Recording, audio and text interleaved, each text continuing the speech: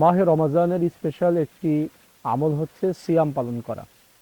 আর এই সিয়াম পালনের কি উদ্দেশ্য সেটা সম্পর্কে আমরা সংক্ষিপ্ত আকারে আলোচনা করার চেষ্টা করব। আল্লাহ সুবহানাহু ওয়া তাআলা বলে দিয়েছেন, ইয়া আইয়ুহাল্লাযীনা আমানু কুতিবা আলাইকুমুস সিয়াম কামা কুতিবা আলাল্লাযীনা মিন ক্বাবলিকুম লাআল্লাকুম তাত্তাকুন।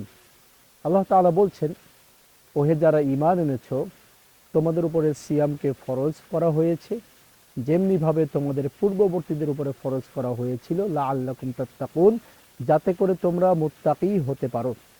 তো সিয়ামের মূল উদ্দেশ্য হচ্ছে আমাদেরকে মুত্তাকী বানানো।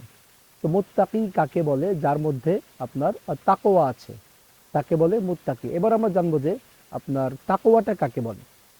তাকওয়া হচ্ছে আল্লাহ সুবহানাহু ওয়া তাআলাকে ভয় করে আল্লাহ তাআলা যা নিষেধ করেছেন তা থেকে বিরত থাকার নাম হচ্ছে তাকওয়া অবলম্বন করা। আর এই তাকওয়া যেই ব্যক্তি অবলম্বন করেছে তাকে বলা হয় মুত্তাকী। সিয়ামের উদ্দেশ্য হচ্ছে আপনাকে আমাকে মুত্তাকী বানানো। তো মুত্তাকিটা কিভাবে বানাবে?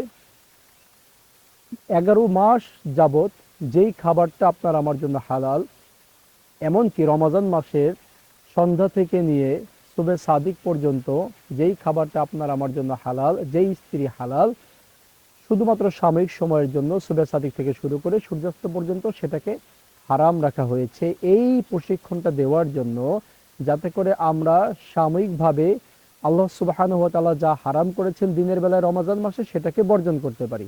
এবং এই সাময়িক হারামকৃত বিষয়কে বর্জন করে যেন যেটা আপনার আমার জন্য চিরতরে হারাম, যেমন সুদ, ঘুষ, জেনা, ব্যভিচার, দুর্নীতি, মিথ্যা, গীবত, এরপরে আপনার ফিতনা সৃষ্টি করা, হত্যা করা, রাহাজানি করা, আরো যত রকমের আপনার অপরাধ রয়েছে যেগুলো চিরতরে হারাম, সেই হারামগুলো থেকে যেন আমরা পরহেজগারিতা অবলম্বন করতে পারি, আল্লাহ সুবহানাহু ওয়া তাআলাকে ভয় করে বেঁচে থাকতে পারি। কেননা একজন সয়ম ব্যক্তি, সেই ব্যক্তি কিন্তু যদি ইচ্ছা করে তাহলে ঘরকে আবদ্ধ করে ঘরের মধ্যে একাকী থেকে কিন্তু কিছু খেতে পারে, খায় না কেন? আল্লাহর ভয়ে। তো এই সিয়ামের উদ্দেশ্য হচ্ছে আপনি আল্লাহর ভয়ে যাবতীয় যত হারাম আছে সমস্ত কিছু কে বর্জন করবেন, আল্লাহ সুবহানাহু ওয়া তাআলাকে ভয় করে আল্লাহ তাআলার সন্তুষ্টির উদ্দেশ্যে। এটাই হচ্ছে মূলত সিয়ামের উদ্দেশ্য।